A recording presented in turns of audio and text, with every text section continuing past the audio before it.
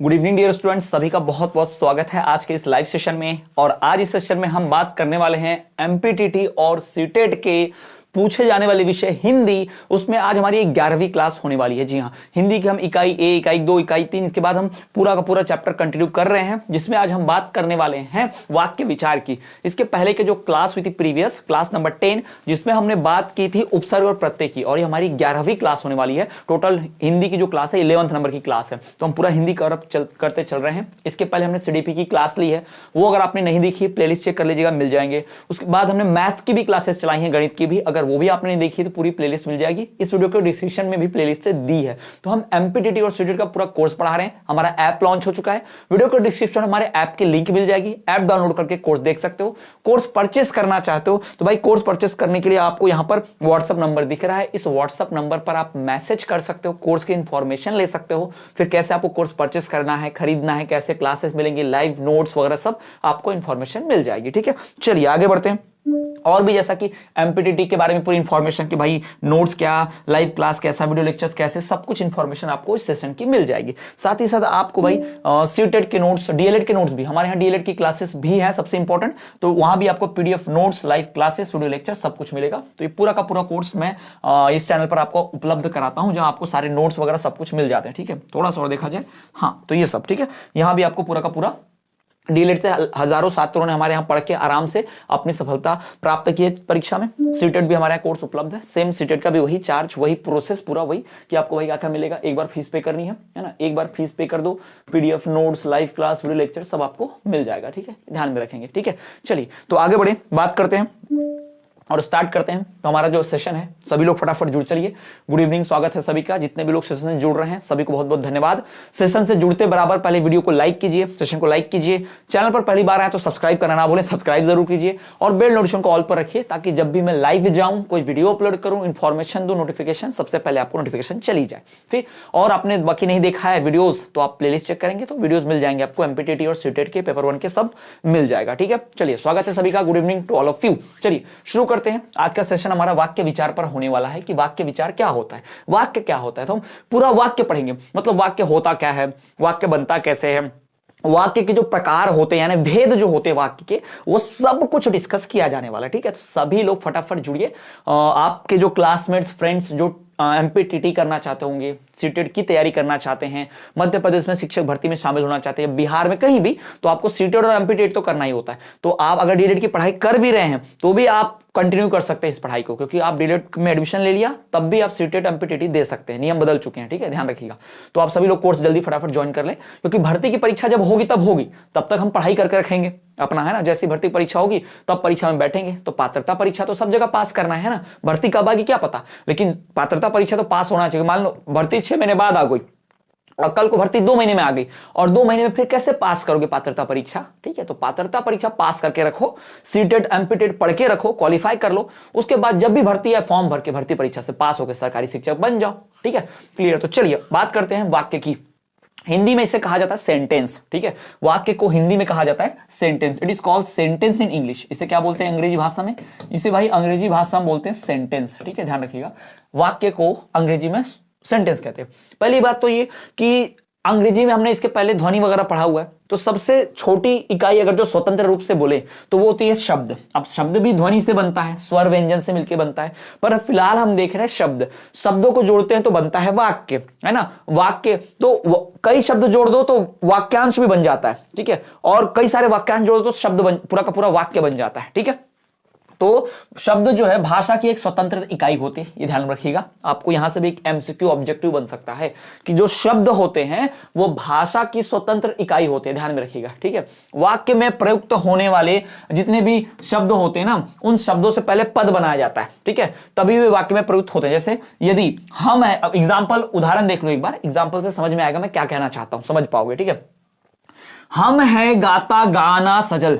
अरे ये क्या हो गया, हम है गाता गाना सजल, कुछ अजीब लग रहा है, कुछ समझ ही नहीं आ रहा है। हाँ, सजल गाना गाता है ना, हम है सजल, है ना। अब इसको आप देखोगे कुछ समझ में नहीं आ रहा है। ठीक है ना, मतलब आप शब्दों को इधर उधर करके लिखो तो जैसे राम स्कूल में जय गए, अरे ये क्या बोला, राम स्कूल में गए, है ना। मतलब शब्दों का क्रम भी बहुत मायने रखता है। अगर आपको सही अर्थ जानना है तो शब्दों को सही रखोगे। कुछ लोग क्या बोलते हैं, शब्दों को मिला के वाक्य बन गया, ये लो ये मिला दिया यहां पे शब्द, हम है गाता गाना सजल, मिल गया शब्द, बन गया वाक्य। नहीं भाई, ये वाक्य नहीं है, क्योंकि वाक्य से आपको अर्थ मिलना चाहिए। सार्थक वाक्य उसको कहते हैं, ध्यान रखिए। हमें सिर्फ वाक्य नहीं बनाना, हमें सार्थक वाक्य बनाना है। तो सार्थक वाक्य यानी सही वाक्य बनाने के लिए आपको शब्दों को सही क्रम में, सही जगह से रखना पड़ता है। बचपन में नहीं कि हम लोगों ने रीअरेंज द सेंटेंस पढ़े थे, अंग्रेजी में आता था ना हमको रीअरेंज द सेंटेंस, कि भाई वर्ड्स इधर उधर दिए रहते हैं, उसको अरेंज करके एक प्रॉपर सेंटेंस बनाना पड़ता था, है ना, दिए रहते थे। अभी भी आता है, 10वीं 12वीं में तक आता है भाई, परीक्षा में पूछा जाता है अंग्रेजी के विषय परीक्षा में, ठीक है। तो वही बोल रहा है यहां पर, ध्यान रखिए कि सार्थक वाक्य होता है जब हम इन शब्दों को व्यवस्थित करके उच्चारण करेंगे।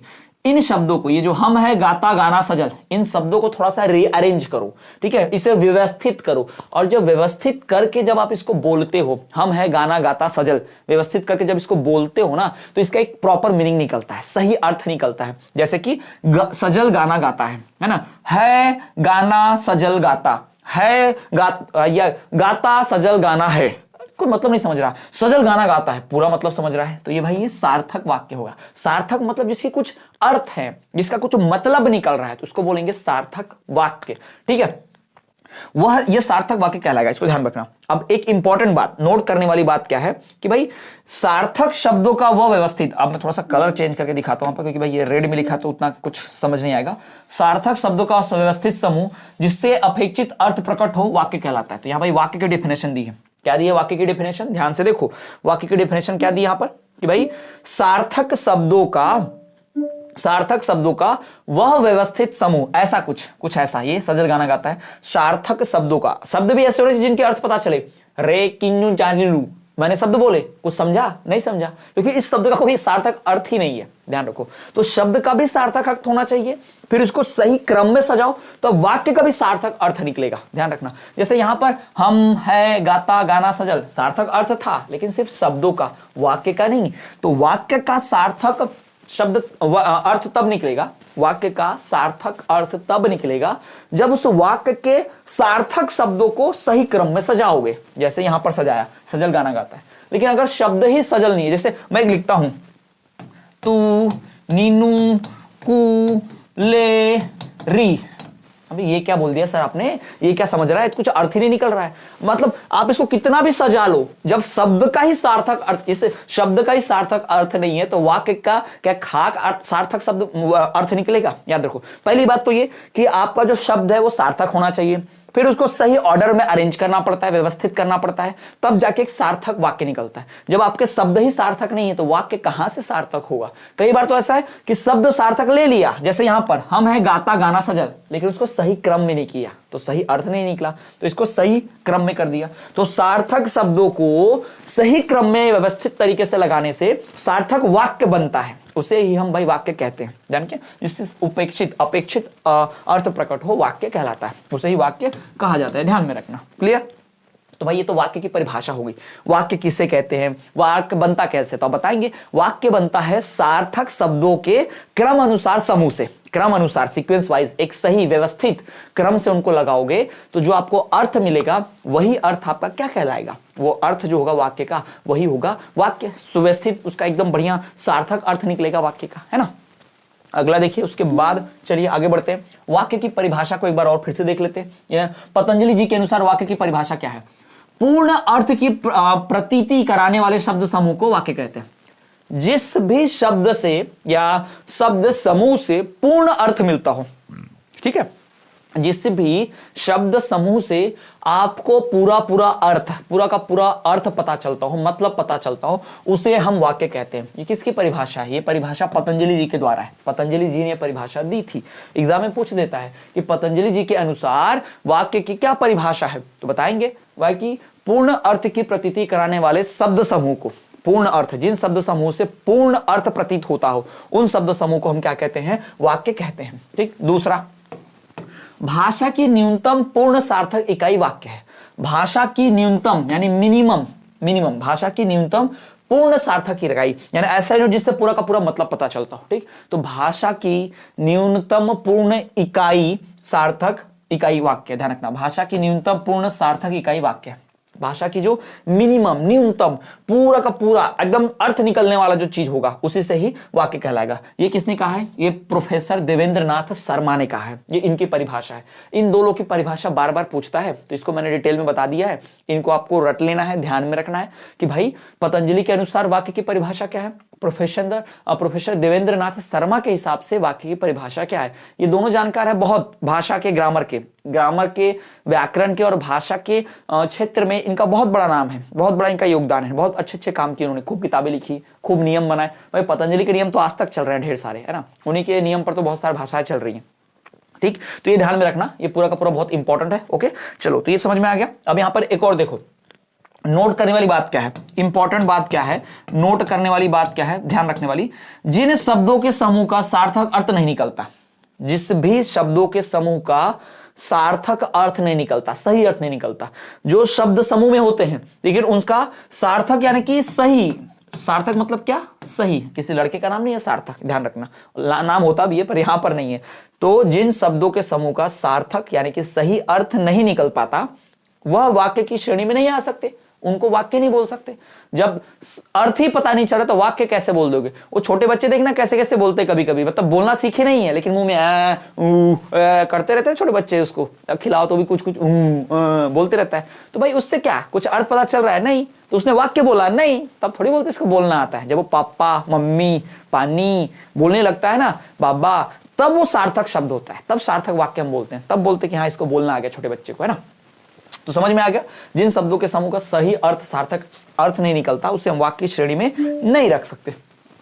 वाक्य के प्रमुख तत्व कौन से हैं, यानी किन से मिलकर वाक्य बनता है, ये सवाल है। ठीक है, किन चीजों से मिलकर वाक्य बनता है वो पूछ रहे। तो भाई वाक्य के जो प्रमुख तत्व हैं, वाक्य के जो मेन कंपोनेंट्स या मेन एलिमेंट्स हो गए, मेन कंपोनेंट्स बोलेंगे, प्रमुख तत्व मतलब मेन कंपोनेंट। ठीक है, जानिए दीजिए, इंग्लिश को इतना नहीं डालते यहां पर, फिलहाल हिंदी विषय है तो हिंदी पर ही रखते हैं। तो मेन कंपोनेंट्स, मुख्य तत्व यहां पर लिखे हुए हैं। पहली बात सार्थकता, पहली बात तो सार्थकता होनी चाहिए, ठीक, यानी सही अर्थ निकलना चाहिए। दूसरा योग्यता, उस योग्य भी होना चाहिए। जैसे मैं पानी पीने जा रहा हूं और मैं पानी की बात नहीं करूं, मैं जा रहा हूं, तो भाई उससे सही अर्थ समझे नहीं, तुम कहां जा रहे, मैं पानी पीने जा रहा हूं, है ना, मैं पानी खाने जा रहा हूं, अरे क्या मतलब निकला इससे, कुछ नहीं, पानी को खा कैसे सकते हैं। तो योग्यता यानी जिस काम को कर रहे हो या जिस अर्थ से वाक्य को बोल रहे हो उसके लिए योग्य शब्द का चुनाव करो, योग्य शब्द चुनो। मैं पानी पीने जा रहा हूं, बोल रहा हूं मैं खाना खाने जा रहा हूं, और लेकिन पीना पानी है, तो ये तो भाई ये क्या कुछ भी बोल रहे हो, मैं पानी खाने जा रहा हूं, ऐसा भी नहीं बोल सकते। तो जिस काम को करना है उस काम के योग्य आपको शब्द का चुनाव करना है, ध्यान रखना, योग्यता होनी चाहिए। आकांक्षा, आकांक्षा भाई किसी लड़की का नाम नहीं है, होता भी होगा, लेकिन हमें यहां आकांक्षा का मतलब यह है कि हम क्या एक्सपेक्ट करते हैं, मतलब उसने जो बोला हम क्या समझते हैं। जैसे उसने बोला मैं खाना खाने जा रहा हूं, तो मैं समझ रहा हूं कि ये भोजन करने जा रहा है, पक्का लंच करने, डिनर करने, तो आकांक्षा रखता है सामने वाला, ध्यान में रखना आप जो भी बोलेंगे। निकटता या आसक्ति, निकटता यानी उसका रिलेशन होना चाहिए। खाना का खाने से रिलेशन होता है, खाना का खाने से, फेंकने से थोड़ी, खाने को फेंका थोड़ी जाता है, खाया जाता है। पानी का रिलेशन किससे होता है, खाने से नहीं, पानी का पीने से। तो जो भी आप शब्द बोल रहे हैं उसका भाई निकटता, आसक्ति, ये सब भी होनी चाहिए। पदक्रम सही अनुसार लगाओ। अन्वय यानी कुछ चीजों की आवश्यकता पड़ती है, मैं खाना खाने जा रहा हूं, हूं का कोई ज्यादा मतलब नहीं निकलता, लेकिन फिर भी हूं तो लिखना पड़ता है ना, मैं खाना खाने जा रही हूं। फीमेल भी यही बोलेगी पर सही क्रम में बोलेगी और लड़का भी सही क्रम में बोलेगा।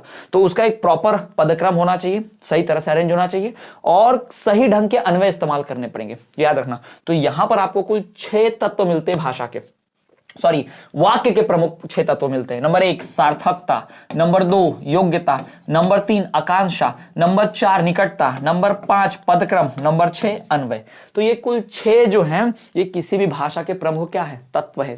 बार बार मैं भाषा बोल रहा हूं, वाक्य के प्रमुख तत्व हैं। किसके प्रमुख तत्व हैं, वाक्य के। वैसे भी हम ये वाक्य पढ़ रहे हैं, भाषा थोड़ी पढ़ रहे हैं। तो वाक्य के कुल 6 प्रमुख तत्व होते हैं, वाक्य के कितना 6 प्रमुख तत्व होते हैं। टोटल कितने, 6, टोटल 6 होते हैं। कौन कौन से, सार्थकता, योग्यता, ये तो देखिए थोड़ा सा, ठीक है, हाँ, कौन कौन से, सार्थकता, योग्यता, आकांक्षा, निकटता या फिर आसक्ति, पदक्रम और अन्वय, ठीक है, अन्वय। तो ये कुल 6 कंपोनेंट्स, 6 तत्व होते हैं किस चीज के, किसी भी वाक्य के। क्लियर है, ओके, चलिए आगे बढ़ते हैं। अब बात की जाती है वाक्य के भेद की, कि वाक्य के भेद क्या होते हैं, कितने होते हैं, कौन से होते हैं, कैसे होते हैं।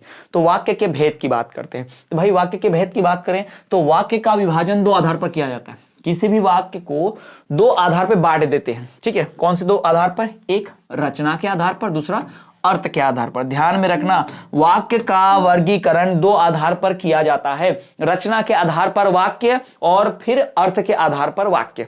यानी उसका अर्थ क्या निकल रहा है उसके आधार पर अलग अलग टाइप्स के वाक्य, और किस बेसिस पे हम उसको रच रहे हैं, उसकी रचना कैसे कर रहे हैं, वाक्य को रचा कैसे गया है, उसके आधार पर भी वाक्य। ध्यान रखना, तो वाक्य के कुल दो आधार पर करते हैं। नंबर एक रचना के आधार पर, ठीक है।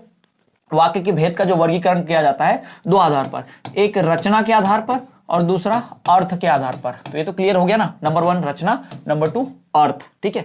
तो वाक्य के भेद के बारे में बात करें तो वाक्य का विभाजन दो आधार पर किया जाता है। पहला आधार क्या है? रचना के आधार पर, दूसरा क्या है? अर्थ के आधार पर। ये तो क्लियर हो गया ना, वाक्य का जो निर्माण किया जाता है दो आधारों पर, रचना के आधार पर और फिर अर्थ के आधार पर। ये तो क्लियर हो गया, ओके। चलिए अब बात करते हैं रचना की दृष्टि से। तो पहला वाला हम पढ़ेंगे, वाक्य के जो भेद बताए गए हैं उसमें से हम इसको पहले वाले को, फर्स्ट वाले के पढ़ेंगे कि रचना की दृष्टि से अगर देखा जाए, ठीक है। अभी हम अर्थ के आधार पर नहीं देख रहे, अर्थ के आधार पर कई सारे टाइप्स होते हैं, 5-6 टाइप्स होते हैं, उनको बाद में देखेंगे। पहले फिलहाल बात करेंगे रचना की दृष्टि से, यानी इस वाक्य की जो रचना हो रही है, ठीक है। अर्थ के आधार पर जो वाक्य के भेद होते हैं उसकी क्लास नेक्स्ट आएगी, कल आएगी उसकी क्लास, उसकी क्लास नंबर 12 रहेगी।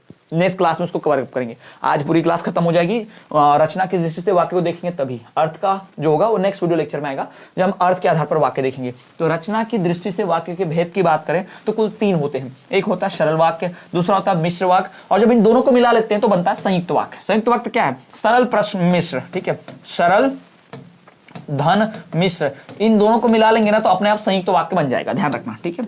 ऐसा कुछ है। सरल मतलब एक छोटा सा सेंटेंस रहेगा, उसमें कई सारे भाव नहीं रहेंगे, ठीक है। मिश्र वाक्य क्या होगा? इसमें मिला के कई भाव रहेंगे। संयुक्त में क्या रहेगा? आधा भाग उसका कुछ सरल रहेगा और बाकी मिश्र भी रहेगा, ठीक है। ये भी ध्यान रखेंगे। तो ये 3 टाइप है, नंबर 1 सरल वाक्य, नंबर 2 मिश्र वाक्य, नंबर 3 संयुक्त वाक्य। तो रचना की दृष्टि से वाक्य के 3 भेद होते हैं। पहला सरल वाक्य, दूसरा मिश्र वाक्य, तीसरा संयुक्त वाक्य। क्लियर है? तो आपको समझ में आ गया कि 3 वाक्य के भेद होते हैं। वाक्य के 3 भेद होते हैं, लेकिन किस आधार पर? रचना के आधार पर। याद रखना, रचना के आधार पर ही वाक्य के कुल टोटल कितने भेद होते हैं? 3 भेद होते हैं। तो क्लियर हो गया। अब बढ़ते हैं भाई आगे और बात करते हैं, इसको डिटेल में समझने की, पढ़ने की बात होती है, ठीक है।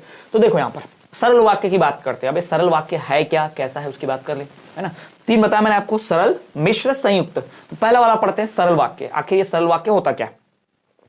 जिन वाक्यों में एक मुख्य क्रिया हो उसे सरल वाक्य कहते हैं। ये देखो बहुत सरल, बहुत आसान है। सरल वाक्य का मतलब क्या? इसमें एक मुख्य क्रिया होगी, यानी एक क्रिया होगी। ध्यान रखना, एक क्रिया यानी कि 1 वर्ब होगा इसमें, ओनली 1 वर्ब, इसमें सिर्फ एक ही वर्ब होगा, ठीक। ये ध्यान में रखिएगा, ठीक है।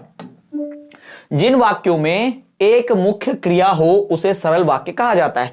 सरल वाक्य में एक क्रिया का होना आवश्यक है। अब एक ही मुख्य क्रिया है तो भाई होनी ही चाहिए, मतलब एक क्रिया है लेकिन दूसरी वाली मुख्य क्रिया नहीं है तो भी वाक्य सरल कहलाएगा, क्योंकि जो कंडीशन है, जो शर्त है कि उसमें एक मुख्य क्रिया होनी चाहिए, बाकी की कोई क्रिया मुख्य नहीं है ना, आधी अधूरी क्रिया है, क्रिया का परिवर्तित रूप है, तो उसकी बात नहीं करेंगे। मुख्य क्रिया अगर एक है तो हमारे लिए क्या हो जाएगा भाई? सरल वाक्य हो जाएगा, ठीक। जैसे दिव्या बाजार जाती है, तो जाना, जाती, ये क्या हो गया हमारा? ये हमारा क्रिया होगा, मुख्य क्रिया, ठीक है। और कुछ काम हो रहा है, सिर्फ बाजार जाने का काम हो रहा है। दिव्या बाजार जाती है और शाम को आ जाती है, तो अब आना भी एक क्या हो गया? क्रिया हो गया। तो दिव्या बाजार जाती है और शाम को आ जाती है, ये वाक्य बोला तो ये वाक्य सरल नहीं है। क्यों? उसमें 2 क्रियाएं हैं और दोनों मुख्य है, आना और जाना, भाई एकदम अपोजिट क्रियाएं हैं, मुख्य है, तो वो सरल वाक्य नहीं होगा, वो हमारे मिश्रित वाक्य, संयुक्त वाक्य में आएगा। उसकी बात बाद में करेंगे, है ना। अभी हम बात कर रहे हैं सरल वाक्य की। तो सरल वाक्य हमेशा एक मुख्य क्रिया होती है। जैसे दिव्या बाजार जाती है, जाना मुख्य क्रिया है। भानु हंसमुख है तो हंसमुख है ना, मुख्य क्रिया है। राकेश बीमार है, बीमार होना मुख्य क्रिया है। फिर बच्चे पार्क में खेल रहे हैं, खेलना मुख्य क्रिया है। तो इन सब में आप देखोगे ओनली 1 क्रिया, ओनली 1 क्रिया, ओनली 1 क्रिया, है ना। तीनों में आपको सिर्फ एक मुख्य क्रिया ही दिखाई दे रही है। तो ऐसे वाक्य जिनमें एक मुख्य क्रिया हो उसे हम क्या कहते हैं? उसे भाई हम सरल वाक्य कहते हैं, ठीक। सरल वाक्य की पहचान यही है कि, और एक बात बता दूं, छोटा होता है सरल वाक्य। सरल वाक्य मिश्र वाक्य और संयुक्त वाक्य से छोटा होता है। नाम ही है सरल, बहुत ही इजी सिंपल, इसमें कोई गहनता, इसमें कोई रॉकेट साइंस, कोई बहुत सारी चीजों का मिक्सचर नहीं होगा, ढेर सारी क्रियाएं नहीं होंगी, इसमें एक ही मुख्य क्रिया रहेगी, काम बन जाएगा। तो सरल वाक्य में एक मुख्य क्रिया का होना आवश्यक है। तो जिस वाक्य में एक मुख्य क्रिया होती है उसे हम सरल वाक्य कहते हैं। अगला मिश्र वाक्य। मिश्र वाक्य क्या है? अब देखो, वे वाक्य जिसमें साधारण वाक्य के साथ एक या एक से अधिक उपवाक्य हो, यानी एक वाक्य तो होगा लेकिन उसके साथ और भी वाक्य जुड़े होंगे, ठीक है, उन्हें हम मिश्र वाक्य कहते हैं। ये उपवाक्य परस्पर योजकों यानी कनेक्टर से जुड़े होते हैं। जैसे राम स्कूल जाता है और शाम को वापस आ जाता है, तो और से, और क्या है भाई? उपयोजक है, कनेक्टर है, याद रखिएगा ये क्या है? योजक है, कनेक्टर है। तो जैसे कि तो, यदि, तथापि, आदि, और, है ना, ये ध्यान रखना। तो जैसे देखो, उसने जो परीक्षा दी वह 10वीं कक्षा की थी, है ना, वह से जोड़ा। आश्चर्य है कि वह जीत गया, आश्चर्य है कि वह जीत गया, की से। अब एक और एग्जांपल देता हूं, एक और बात बताता हूं। जब आप किसी सेंटेंस को बोलो, किसी वाक्य को बोलो और आपको थोड़ा सा रुकना पड़े, राम स्कूल जाता है और वापस आ जाता है, तो और से हमें रुकना पड़ा ना, या टोन थोड़ा बदलना पड़ा। वो तेज दौड़ा लेकिन ट्रेन छूट गई, तो वो तेज दौड़ा एक सुर में बोला लेकिन ट्रेन छूट गई दूसरे सुर में बोला। तो जब आपको वाक्य टूटता हुआ नजर आए, वाक्य किसी एक शब्द से जुड़ता हुआ नजर आए, टूटता हुआ नजर आए, तो याद रखना वो कौन सा वाक्य है? वो हमारे लिए मिश्र वाक्य हो जाएगा, वो हमारे लिए सरल वाक्य नहीं है। जैसे राम स्कूल जाता है, सरल है, राम स्कूल जाता है और शाम तक लौट आता है, ये कौन सा वाक्य है? ये मिश्र वाक्य है, और से जोड़ा है ना। राम स्कूल जाता है लेकिन वो पढ़ता नहीं है, किससे जोड़ा हमने? लेकिन से। राम स्कूल जाता है एक सुर में बोला, फिर लेकिन से बोला, लेकिन वो पढ़ता नहीं, अलग सुर में बोला। तो जब भी आपको ऐसे दो सुर नजर आ जाए एक वाक्य में और उसको योजक यानी कि कनेक्टर से जुड़ा हो, और, यदि, तथापि, वह, लेकिन, फिर भी, है ना, तो ऐसे चीजों से जुड़ा होगा, तो उसको हम क्या बोलेंगे? उसको हम मिश्र वाक्य बोलेंगे। एग्जाम्पल और देखो, काम समाप्त हो जाए तो जा सकते हो, तो उसे जोड़ा, काम समाप्त हो जाए तो जा सकते हो, तो सेंटेंस बदल दिया, टोन बदल दी बोलने की। जब तुम लौटकर आओगे तब मैं आऊंगा, जब तुम लौटकर आओगे तब मैं आऊंगा, तो भाई तब, है ना, तब ने बता, तब मैं आऊंगा। तो किसी वाक्य में, किसी सेंटेंस में जब आपको टोन चेंज करनी पड़े, आपको एक ही वाक्य को तोड़ तोड़ के बोलना पड़े, तब ये जो होता है ना, वो क्या कहलाता है? वो हमारे लिए भाई मिश्र वाक्य है। क्या है हमारे लिए? वो मिश्र वाक्य। तो उसे हम मिश्र वाक्य कहते हैं, हमारे लिए वो मिश्र वाक्य बन जाता है। ये ध्यान में रखिए। क्लियर है? समझ में आ गया मिश्र वाक्य क्या होता है, कैसे क्या? ओके, चलिए आगे बढ़ते हैं। अब बात करते हैं संयुक्त वाक्य की। संयुक्त वाक्य क्या होता है? व्हाट इज संयुक्त वाक्य? इसको जोड़ा कैसे जाएगा? अब व्हाट इज बोल दिया मतलब तो क्या मास्टर हिंदी पढ़ा रहा और अंग्रेजी, भाई ये तो तरीका है बोलने का। ऐसी चीजें बोल बोल के आप अंग्रेजी सीख पाओगे, ठीक है, थोड़ी सी आदत हो जाती है। तो संयुक्त वाक्य की बात करते हैं, जहां दो या दो से अधिक सरल वाक्य योजक शब्द, ठीक है, जैसे मैंने कहा था तुम जाओगे तब मैं आऊंगा, तो यहां पर एक ही जोड़ने वाला शब्द है तब। तुम जाओगे तब मैं आऊंगा, उसके बाद ही काम होगा। अरे यार, यहां तो दो चीजें जुड़ गई, तुम जाओगे तब मैं आऊंगा, उसके बाद काम होगा। तो तब और उसके बाद दो कनेक्टर, दो योजक जोड़े, ठीक है। यानी कि जब एक सरल वाक्य रहेगा, मतलब एक छोटा वाक्य सरल वाक्य, दो सरल वाक्य है तो भाई वो मिश्र वाक्य, तीन सरल वाक्य है तो आप समझ लो संयुक्त वाक्य, है ना। क्लियर? तो समझना कुछ इस प्रकार से, देखो ये दोनों ही वाक्य स्वतंत्र अर्थ देने में सक्षम होते हैं। तुम यहां से आओगे तो मैं जाऊंगा लेकिन काम नहीं बनेगा, तुम वहां से जाओगे तो मैं आऊंगा, पूरा अर्थ समझ गए, लेकिन काम नहीं बनेगा, इसको छुपा दिया तो कोई मतलब नहीं। तो ये ध्यान में रखो कि आप जब कोई वाक्य दिया है और उस वाक्य में से आप किसी एक भाग को छुपा भी देते हो ना, तब भी वाक्य का एक पूरा मतलब, बचे हुए वाक्य का अपना खुद का मीनिंग होता है, ठीक है, ध्यान रखना, ठीक है। जैसे उदाहरण के तौर पर यहां मिलेगा आपको, अभी समझो, जैसे काम खत्म करो और जाओ। अब मैं इसको अगर काट दूं और जाओ को काट देता हूं, ठीक है, तो काम खत्म करो, क्या इसका मतलब नहीं समझ में आ रहा है? आ रहा है, वो काम खत्म करने की बात कर रहा है। काम खत्म करो और जाओ बोल रहा है, यानी कि भाई इन दोनों का अपना अलग अलग मतलब है। राम स्कूल जाता है लेकिन वो आता है, लेकिन वो आता नहीं है। अब देखो, राम स्कूल जाता है लेकिन वो आता नहीं है, तो राम स्कूल जाता है पूरा मतलब समझ गया, लेकिन वह आता नहीं, किसकी बात हो रही है? वह मतलब कौन, समझा ही नहीं। तो याद रखो, जब सेंटेंस के वाक्य के दोनों भाग का अपना अलग अलग स्वतंत्र मतलब निकलेगा तो वो कहलाएगा आपका संयुक्त वाक्य। लेकिन पहला वाक्य दूसरे वाक्य या दूसरा वाक्य पहले पर आधारित हो या पहला दूसरे पर आधारित हो, यानी एक दूसरे के बिना उसका फुल मीनिंग ना समझे, तो समझ जाना वो मिश्र वाक्य है। लेकिन ऐसा वाक्य जिसमें आप पहले वाक्य को अगर बोल दो तो दूसरे वाक्य को नहीं भी बोलो ना, छुपा भी लो, कोई फर्क नहीं पड़ता, या दूसरे वाले को बोलो पहले वाले को छुपा भी दो, कोई फर्क नहीं पड़ता, ऐसे वाक्य को हम संयुक्त वाक्य कहते हैं। एग्जांपल में आप देख रहे हो, जैसे सूर्योदय हुआ और अंधेरा चला गया, ठीक है, अंधेरा चला गया अलग सेंटेंस है, सूर्योदय हुआ अलग सेंटेंस है ना। आप ये और हटा दो, काट भी दो, तो भी इनके अपने अलग अलग मतलब निकलते हैं। क्लियर है ना, समझ में आ रहा है क्या बोल रहा हूं, ध्यान रखिएगा। हमें पानी बरसता हुआ देखा और घर में शरण ली, मतलब हमने पानी बरसता हुआ देखा, एक अलग सेंटेंस बनता है। अगर आप ये नहीं भी बोलो तब भी समझ में आ रहा है कि इन्होंने पानी बरसना देख रहे हैं। और घर में शरण ली, घर में शरण ली, हमने घर में शरण ली, हम घर में गए, इसका भी अर्थ समझ रहा है। तो जब वाक्य के दोनों भाग का आपको अर्थ समान समान सही सही समझ में आए, है ना, दोनों वाक्य की एक दूसरे की जरूरत ना पड़े अर्थ निकालने के लिए, पहले वाक्य की जरूरत ना पड़े दूसरे वाले को, और दूसरे वाले का अर्थ निकालने के लिए पहले वाक्य की जरूरत ना पड़े, तो भाई ये ध्यान में रख लेना कि कौन सा वाक्य है संयुक्त। और देखो, परिश्रम करो और सफलता प्राप्त करो, मतलब भाई परिश्रम करोगे, मेहनत करोगे तो सफलता प्राप्त करोगे। यहां पर देखो, ये एक वाक्य हो गया, परिश्रम करो, ठीक, और सफलता प्राप्त करो, ये अलग वाक्य होगा। क्लियर है ना, तो इन दोनों की अपनी सफलता प्राप्त करो बोल देते हैं, अर्थ पूरा पता चल रहा। परिश्रम करो, मेहनत करो बोल रहा, पूरा अर्थ पता चल रहा।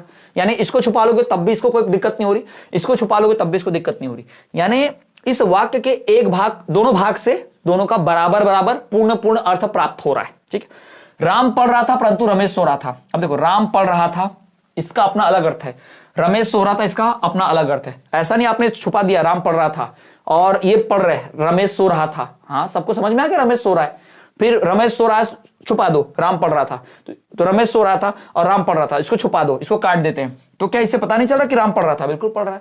यानी दोनों वाक्य स्वतंत्र हैं। अगर इसको और हटा दिए, परंतु हटा दो और इनको अलग अलग वाक्य बनाओ तो दोनों आपको सेपरेट सेपरेट वाक्य दिखेंगे, एकदम सार्थक वाक्य, पूरा का पूरा मतलब समझ जाओगे, है ना। बारिश जोर से हुई इसलिए यहां कीचड़ हो गया। ठीक है, अब बारिश जोर से हुई इसलिए यहां कीचड़, इसलिए ऐसा हाल हो गया। ठीक है, अब आप क्या करो, बारिश जोर से हुई, इसको छुपा दो, इसलिए ऐसा हाल हुआ। अरे कैसा हाल हुआ, किस वजह से हुआ, कुछ पता ही नहीं चल रहा है, तो पहले वाक्य पे निर्भर करता है, ऐसा उदाहरण ध्यान रखना। तो वो क्या कहलाएगा, मिश्र वाक्य, क्योंकि वो पहले वाले पे निर्भर करता है और यहां कोई निर्भर नहीं है, डायरेक्ट डायरेक्ट पूरा पूरा सेम सेम है। क्लियर है, समझ में आया आपको भाई वाक्य का, ध्यान में रखेंगे। फिर अब सरल वाक्य से मिश्र वाक्य में परिवर्तन सीखेंगे। अब मैंने तीनों रचना की दृष्टि से आपको वाक्य के प्रकार बता दिए, है ना। रचना की दृष्टि से कितने प्रकार होते हैं, 3, सरल वाक्य, मिश्र वाक्य, संयुक्त वाक्य। सरल वाक्य जिसमें एक मुख्य क्रिया होती है, संयुक्त भाई मिश्र वाक्य जिसमें किसी ना योजक कनेक्टर से जुड़ा हो, और यद्यपि, तथापि, इसलिए, है ना। और फिर संयुक्त वाक्य है जिसमें भाई दोनों जो वाक्य जुड़े हैं किसी कनेक्टर से, है ना, या 2 से ज्यादा कनेक्टर से जुड़े होंगे, 1 से ज्यादा कनेक्टर से जुड़े होंगे, योजक से जुड़े होंगे, और उनका अपना अपना अलग अलग अर्थ संपूर्ण निकलता है ना, किसी के ऊपर कोई निर्भर वाक्य नहीं है, तो ऐसे को हम संयुक्त वाक्य बोलते हैं। तो मैंने 3 वाक्य के टाइप बता दिए। अब बात करते हैं सरल वाक्य से मिश्र वाक्य में परिवर्तन। ठीक है, जैसे भानु दिव्या के यहां अंग्रेजी पढ़ने गया है, भानु दिव्या के यहां गया है क्योंकि उसे अंग्रेजी पढ़नी है। भानु दिव्या के अंग्रेजी पढ़ने गया है, एक वाक्य है। ठीक है, अब इसको आपको सरल है, इसको मिश्र बनाना है, तो भानु दिव्या के यहां गया है क्योंकि उसे वहां अंग्रेजी पढ़नी है। ठीक है, अब देखो, उसने स्वयं को निर्दोष बताया, उसने कहा कि वह निर्दोष है, उसने कहा कि मैं निर्दोष हूं, है ना। अब मिश्र बन गया, तो ये देखो सरल से मिश्र, उसने कहा मैं निर्दोष हूं, उसने स्वयं को निर्दोष बताया, और इसने बोला उसने कहा कि मैं निर्दोष हूं, तो ये उसने कहा और मैं निर्दोष हूं, भाई अलग अलग अर्थ निकल रहा है, और इसको की से जोड़ा है, तो क्या हो गया, ये योजक कनेक्टर से जोड़ा है, एक योजक से जोड़ा है, यानी कि मिश्र वाक्य। 2 से जोड़ा रहता तो क्या बन जाता, ये संयुक्त वाक्य बन जाता, है ना। मैं एक बहुत गरीब आदमी देखा, मैंने एक आदमी देखा जो बहुत गरीब था, है ना। मैंने अंधे को देखा, मैंने एक आदमी को देखा जो कि अंधा था, है ना। उसी सेंटेंस को जोड़ जाड़ के भाई बड़ा बना दिया, मिश्र वाक्य बना दिया। क्लियर है, मैंने एक बहुत गरीब आदमी देखा, मैंने एक आदमी देखा जो बहुत गरीब था। ठीक है, समझ में आपको कैसे बनाना है, is that clear to all of you? ठीक है, चलो आगे बढ़ते हैं। सरल से मिश्र वाक्य बना लिया, अब बात करते हैं कि सरल वाक्य से संयुक्त वाक्य में कैसे जाते हैं, सरल से संयुक्त वाक्य कैसे बनाते हैं। वर्षा बाजार जाकर किताबें लाई, वर्षा बाजार गई और किताबें लाई, देखो कनेक्टर से, योजक से जोड़ा। ठीक है, मैंने बोलता वर्षा बाजार गई तो किताब लाई, तो से भी जोड़ सकते थे आप, है ना, तो से भी जोड़ देते तब भी आपका ये संयुक्त वाक्य रहता, क्योंकि दोनों छुपा देते। किताबें लाई, वर्षा बाजार गई, अलग अलग अर्थ निकल रहा।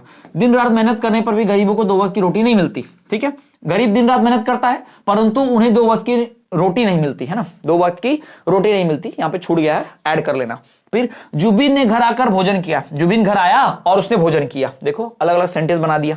ठीक है, तो ये हो गया भाई आपका सरल से संयुक्त वाक्य में परिवर्तन। ठीक है, ये कुछ एग्जांपल्स हैं, ऐसे एग्जाम में परीक्षा में आता नहीं है, बट टाइप पता होना चाहिए, एग्जांपल पता होना चाहिए। मान लो ऑप्शन 4 दे दिया ऐसे वाक्य परिवर्तित करके और बोल दे कि भाई इसमें से सही क्या होगा, इसका आना चाहिए। मिश्र वाक्य से संयुक्त वाक्य में परिवर्तन, मिश्र से संयुक्त में कैसे जाते हैं। अभी सरल से मिश्र में गए, फिर सरल से संयुक्त में गए, अब मिश्र से संयुक्त में जाएंगे। ठीक है, यदि वह तेज कार चलाता तो बस मिल जाती। तो पहला वाला क्या है, मिश्र वाक्य है। ठीक है, वह तेज कार चलाता तो बस मिल जाती। ठीक है, जब भाषण समाप्त हुआ तो सब लोग घर चले गए। भाषण समाप्त हुआ और सब लोग घर चले गए। भाषण समाप्त हुआ अलग है, सब लोग घर चले गए अलग है ना। सब लोग घर चले गए अलग है पूरा। ठीक, मेरी जो काली साड़ी है वो बहुत सुंदर है ना। मेरी काली साड़ी है और वो बहुत सुंदर है, या मेरी साड़ी काली है बहुत सुंदर है। अब मेरी साड़ी नहीं, ठीक है, मैं बस बोल रहा हूं लिखा हुआ। ठीक है, तो ये आपको वाक्य में परिवर्तन करने कैसे आता है वो। ठीक, तो ये तो मैंने वाक्य के आपको परिवर्तन बता दिए रचना के आधार की दृष्टि से। और फिर इसके बाद हम बात करेंगे अर्थ के आधार पर वाक्य के भेद। ये हमारी क्लास जो होगी इसकी कल होगी।